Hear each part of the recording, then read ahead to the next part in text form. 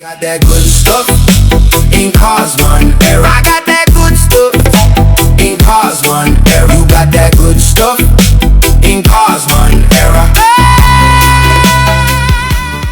Listen to the book of the Ark of Bond, right? Chapter 10, we're going to start at 14. Now, as a little context, this is the great prophet Kapilya of ancient Hindustan speaking to a king, right? And the king is asking him questions. Let's go. The king said, I have killed many men in my day. Do you say I have sinned? Kapilya said, inquire of your creator. I am not your judge, nor any man's. The king asked, if a man is killed and his soul lives, right? So if you kill the physical body and yet his soul goes on and lives, he says, then the killing amounts to little.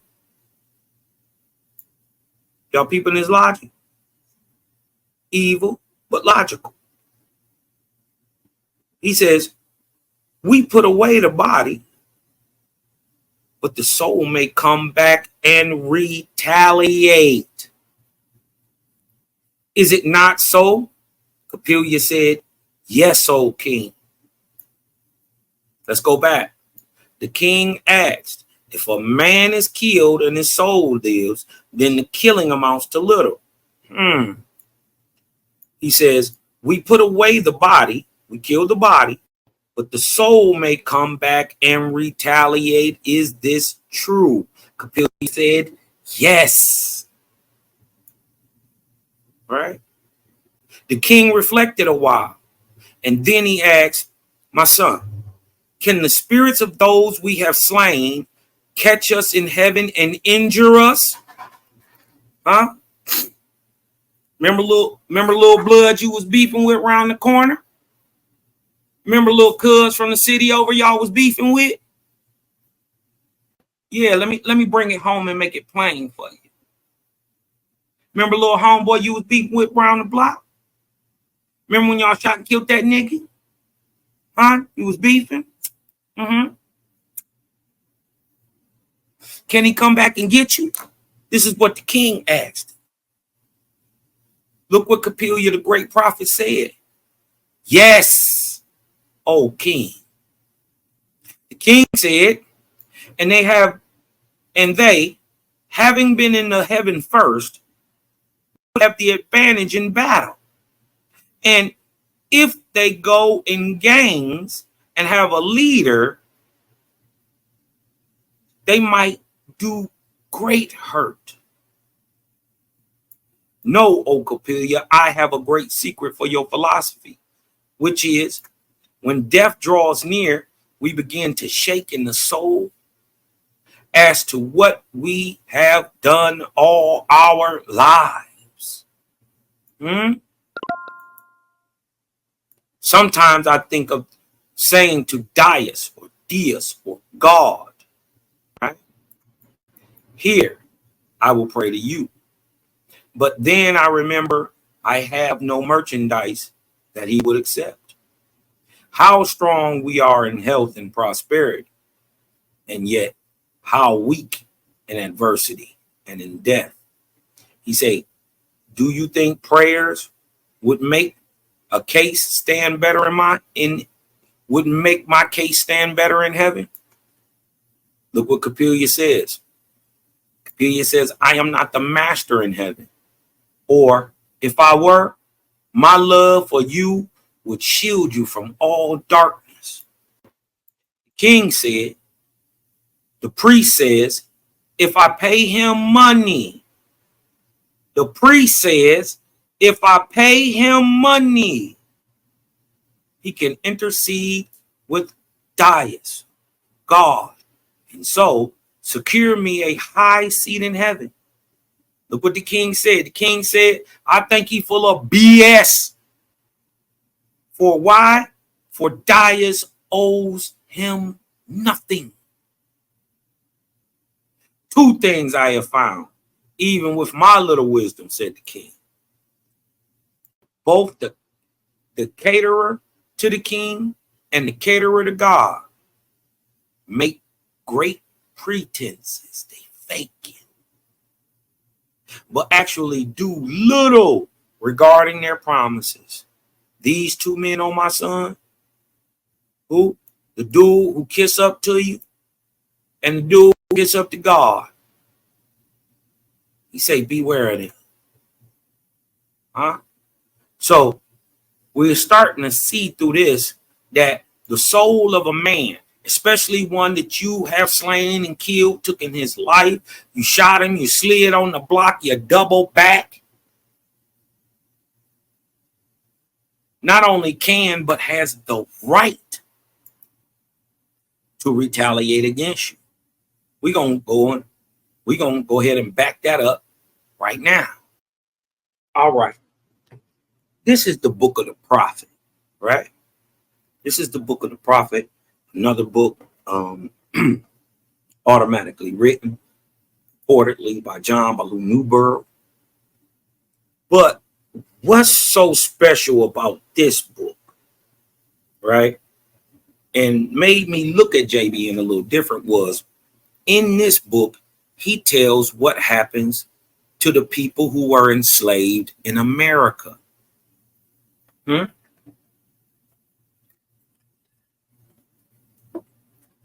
Not only does he tell what happens to the slave in this world, but he also tells what happens in the next world. And not only does he tell what happens to the slave, but he tells what happens to slave master. Let me blow this up a little bit for y'all. Maybe get a little better look at it. Dig this. This is the book of the prophet, right? It says, to the nation who saith, behold me, my people are free, and all men participates in the government of men, so shalt thou be bound, both in this world and the next, wherein thou didst bind thy people in slavery. When you bound your people in slavery, the judgment of thy God is upon all the people. Nevertheless, doubly bound is he who directly held his fellow man in bondage. Nor hath the Creator, who is over all, limited his times and seasons by the death of any man. So you can't even die and get away from the evil works and the injustice you may have brought to the world yourself. You can't get away from this. So imagine the boundness being created by a person who actually held people enslaved, right? What about the people who died in ignorance in that slavehood? You don't think they feel a certain way about that?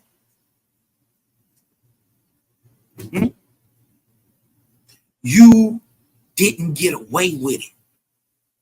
First of all, you know, just like I know, you didn't get away with it because you is having them dreams. They are haunting you. Them spirits is still upset at you. And by the tie that binds, what is called a deed. You do something good or bad, it ties you.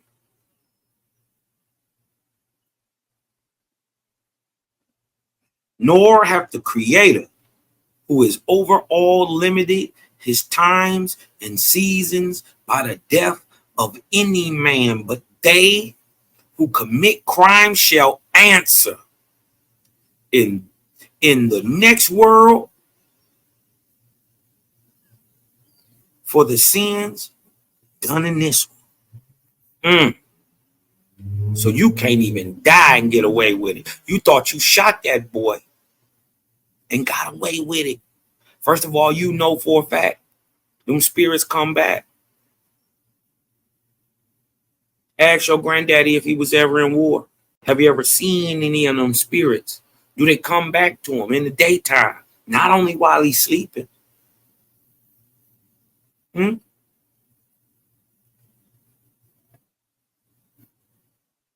Look, God said, because thy slaves went out in darkness and have become wandering spirits, dwelling in ignorance around about the earth, there is no resurrection for them in this day, today, 2024.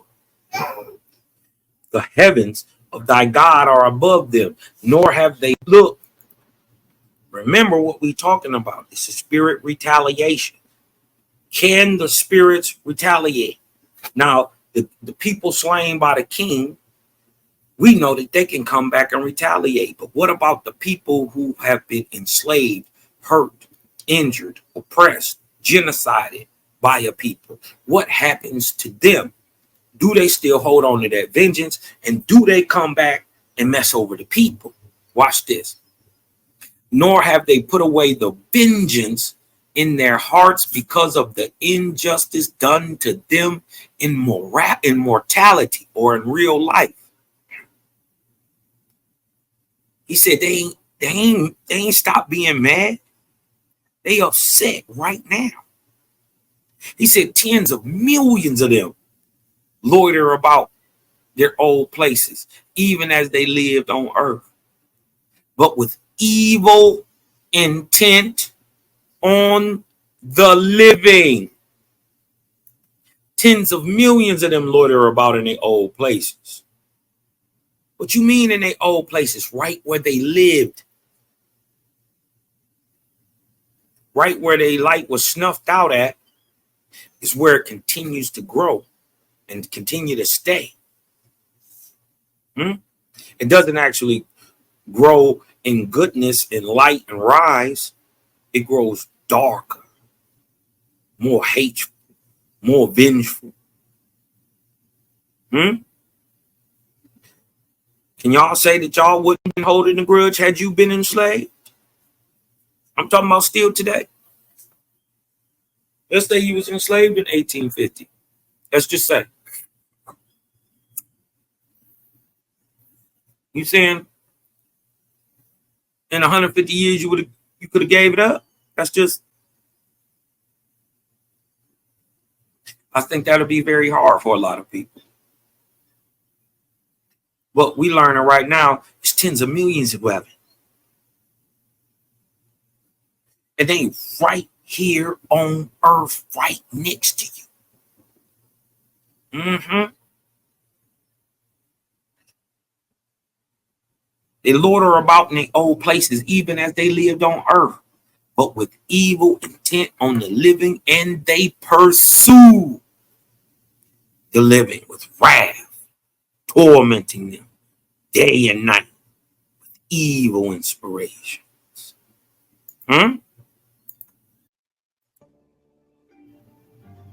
Disclaimer, this is not my story.